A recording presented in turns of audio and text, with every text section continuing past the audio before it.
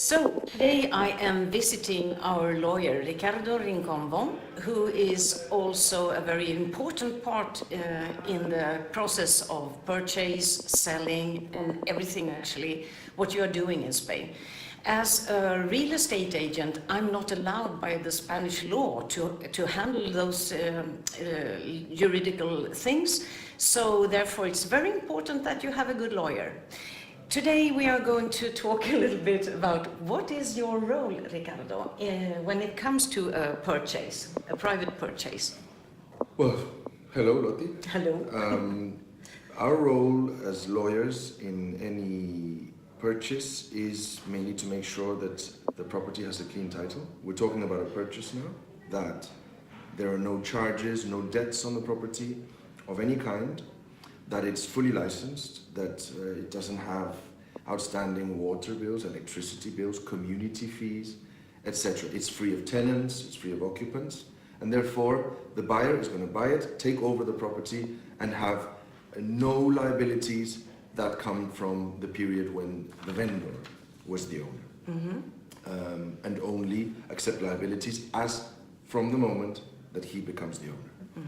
Mm-hmm. Our role obviously is to prepare the contracts, normally sign them using powers of attorney from the client, receive in our client's account the funds for the purchase, transfer them or pay them with a banker's draft to the seller.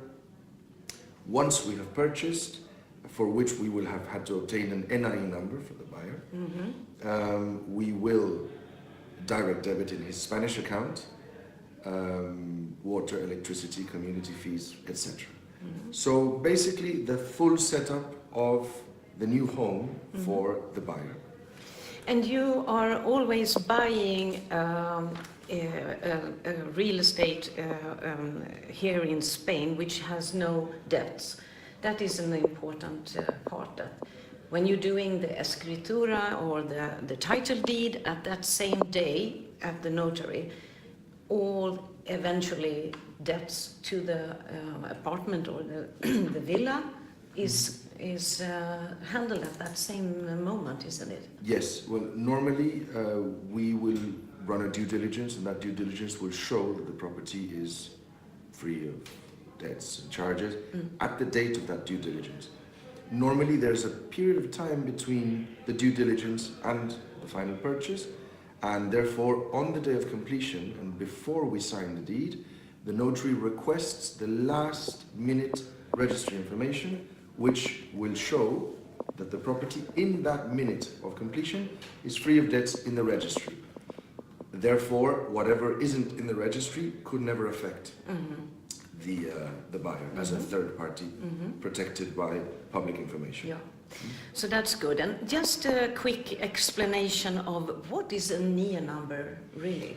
It is a foreigner tax identification number. It doesn't have any It's ID. not an It's not an ID, identification number. It's not. but it is an identification for the tax office. Yeah. And basically, it's compulsory for signing any public documents and for paying any taxes. Okay. So necessary, absolutely, for most of things that a non-resident will do here. Get a phone line, get a cell phone, buy a car, buy a house. Perfect. Okay. So I suppose you do not have so much experience of how do I find a lawyer. I've never looked for it, to be honest. I guess. But where in the process are you coming in? When I have done the sale, what is happening? Well, since obviously there are substantial differences between how things are done in Spain and how things are done in other countries in Europe, the lawyer has to come in at the very first moment, because the buyer is going to need an NIE document to sign the private contract. He's going to need a number of things that normally are provided by the lawyer.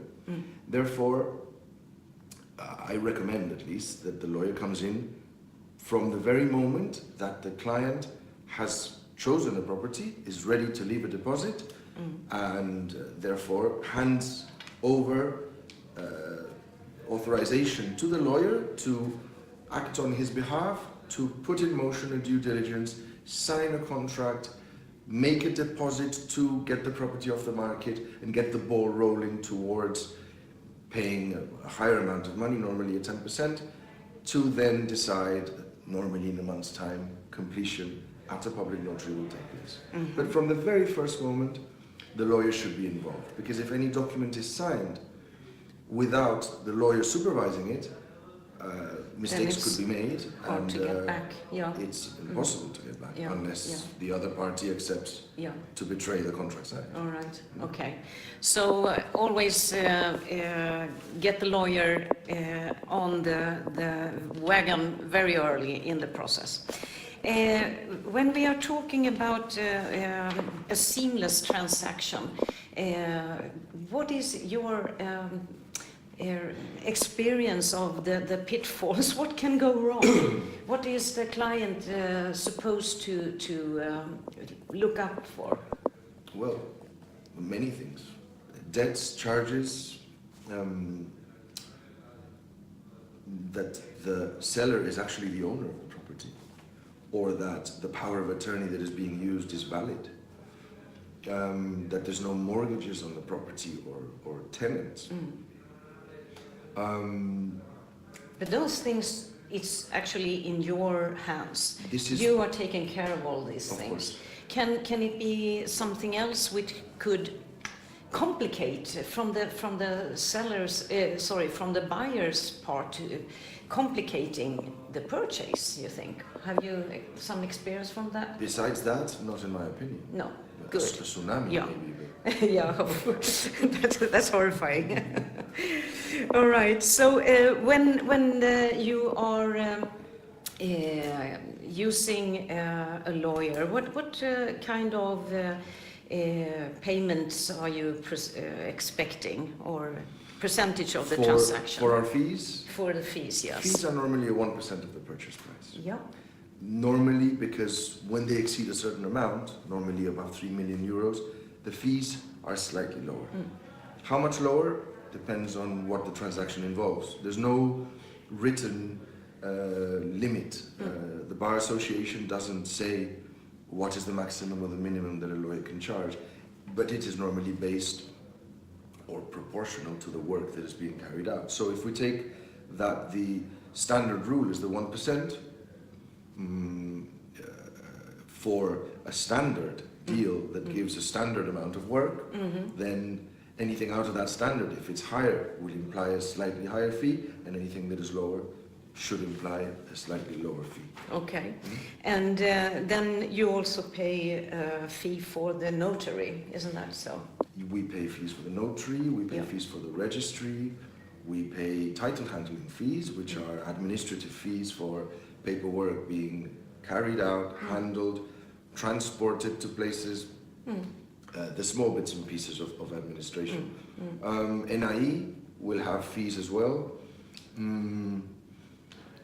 Yeah, there are Of some course, few. transfer tax, Yeah. which is probably the most important part of Yeah. of a purchase. Roughly, I would say that they add up to, on a purchase below 400,000 euros, 10-11%. Yeah. On a purchase above, between 400 and 700,000 euros, maybe 11-12, and above 700,000 euros, maybe 12-13. But it's difficult to say. Depends on how much above. Okay.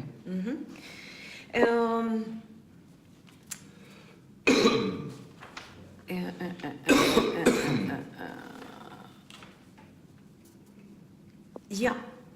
Another question is the transfer of money.